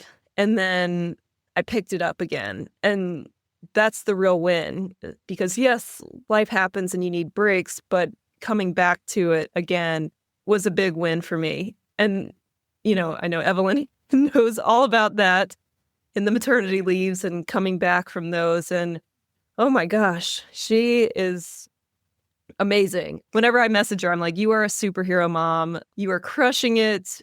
And, there's no need, like, there's no pressure to crush and do all of those things. And I know she wants to do all these things, and she has the village. She has curated and cultivated the village to help her do all of these things and achieve her dreams. And I'm so happy for her. She's doing it. She's going for her dreams. She's making it happen. And I love that we had this conversation today. And I'm so happy to support her in this and purchase the book too. I love that I got a little sneak preview of it and I got to read a few chapters, and I'm feeling really enlightened and also, again, proud of myself for actually reading a little bit, doing something intellectual instead of just like doom scrolling on my phone. I tend to do that as my mode of decompression, like especially after bedtime. It's kind of a lot. And I'm like, I'm just going to scroll on my phone for 5 minutes, and it turns into like an hour. And I know we're all guilty of that. I know that happens. However, I love that I got to spend some of that time reading and learning and growing. And I like that addition to the Maya Angelou quote of once you know better, do better, but then also encourage and motivate and inspire others to do better too. And I appreciate this conversation. I struggled to ask some questions. I also was nervous going into it of like, I don't want to make any mistakes. I don't want to say anything offensive. Obviously, I want to be an ally and supporter for my friend in all the endeavors that she does too, and in whatever topics she's talking about. And this topic happens to be racial bias. And while I felt that discomfort and had those nervous feelings, I also recognize the importance of having this conversation, of making the world a better place right now, not just for the next generations. Like right now, we can make the world a better place. And I love that we ended on that of like, yes, legacy is important and like paving the way for our next generation and also ourselves too. I want to highlight that there was lots of yes-anding in this episode, and the first chapter of Evelyn's book is on growth mindset.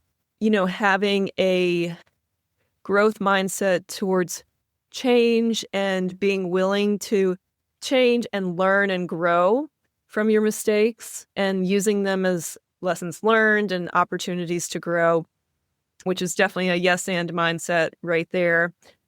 I will also highlight that Evelyn put out a post a few months ago on Instagram about how improv can help with racial bias. And she talked about it a little bit in this episode of how it kind of brings people together in a collaborative way.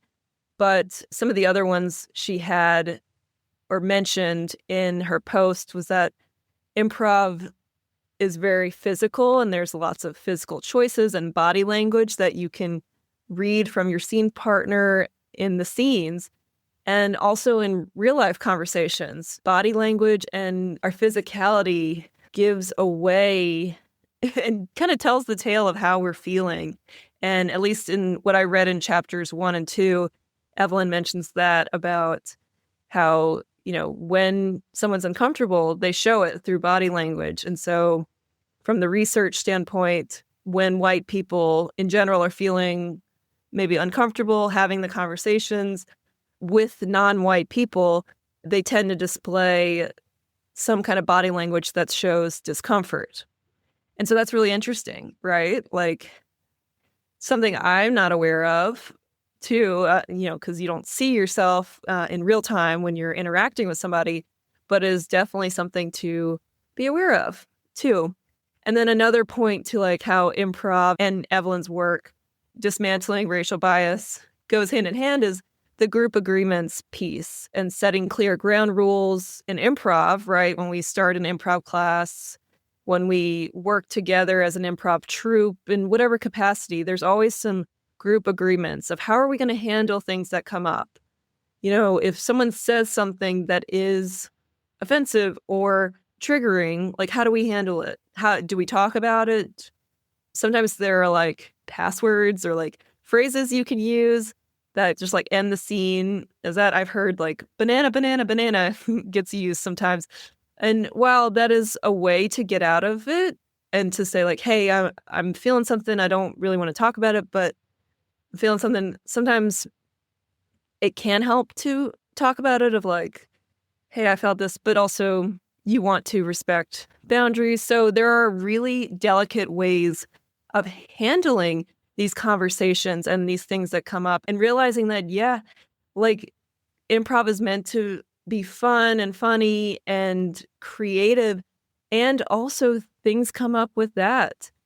Evelyn mentioned people get labeled as characters all the time based on their appearance. And that can happen with race and with looks. And I know I've had an improviser on who is an older adult. And one of her big things was, not labeling older adults as like this geriatric senior who's in a walker and like struggling to walk and all hunched. Like you can play a confident senior and you don't have to be all hunched. And that's the trope. And we don't always have to play And in fact, we shouldn't play the tropes all the time. So anyway, great points to that. Group agreements and clear ground rules are very important in improv and in life and doing this DEI, anti-racism work. And honestly, any kind of facilitation work that you have, setting clear ground rules and group agreements goes a long way. And I took notes on this. I'm going to add this to my group agreements too when I do workshops, is the idea of, hey, like, I'm not perfect. And if I say something that affects the impact of this workshop on you, like if it triggered something or if it offended you or, it surprised you, basically, if I said something that hurt you, I want to know about it. Like, please don't hold that in, because I think that's really important for awareness. And that's a really good reminder for me too, because I tend to internalize things just in general. Whenever someone says something like kind of surprising or like, okay, like I'm taken aback or something, I tend to just be like, whatever. Like, I don't feel like getting into it. And I think the real offer and gift you can give to people is to let them know that what they said hurt or that it landed the wrong way, that it negatively impacted you. And there's a tactful way to do it. And it's an important discussion to have too, because if you internalize it, then they never know and they never fix it and they never grow from that mistake. And I was listening to what Evelyn was saying today, and I was certainly nodding and also thinking, yeah, I have work to do in the racial bias space and just in the communication space. One of the big things that comes up for me is I love public speaking. I love being up on stage, talking with a small or large group, doesn't matter the size. Like, I love it. I love doing communication workshops, teaching people how to communicate better, especially in the workplace. And I find sometimes in my own interpersonal relationships amongst friends and family, I do struggle sometimes to advocate for myself. And that's been something that's gone on for a while and something to work on. And, we're always growing, that growth mindset. We always have things we can work on and grow and learn from and know better and do better. So we're kind of really sharing that one with you. It's a deep one, but it's important, right? And I feel weird sharing that or, kind of nervous to share it because I'm like, well, I don't want to look like a fraud. And like you could hear in my voice, I don't want to look like a fraud. Like, I do these trainings and give these workshops. Like, I know better and I should be doing better in my own personal life. And again, knowledge doesn't always change behavior, but the more that you practice, the more that you try, and the more that you put yourself out there, the more that you do it. And so all that to say, in that long roundabout way, is that having the hard conversations are important in whatever shape or form they're coming up, in if it's related to any bias or, anything communication based. Have the hard conversations, advocate for yourself and for others, and we can make this world a better place. I love the idea of using this book as a resistance tool. It's a great resource for resistance. And the more we make the world a better place, the more resistance we put up. Like, the more resistance to racism and sexism and all the isms, right? The more resistance we put up to those. So let's do it. If you're feeling interested, curious, like, yes, I'm on board with this resistance tool, please go purchase Evelyn's book, interact with her, message her, let her know and read the book. I know it's hard. We're very busy. I am so guilty of buying books and letting them sit on the shelf. Read the book and use it in your work, in your life. And, that's how, again, having the hard conversations is how we make the world a better place. So here's to making the world a better place. And I'd love to hear from you as well. If anything came up for you in this episode and you'd love to reach out, I would love to hear from you. You can reach out to me at Dayna at Improvly Speaking. That's Dayna at Improvly. That's improv, speaking.com.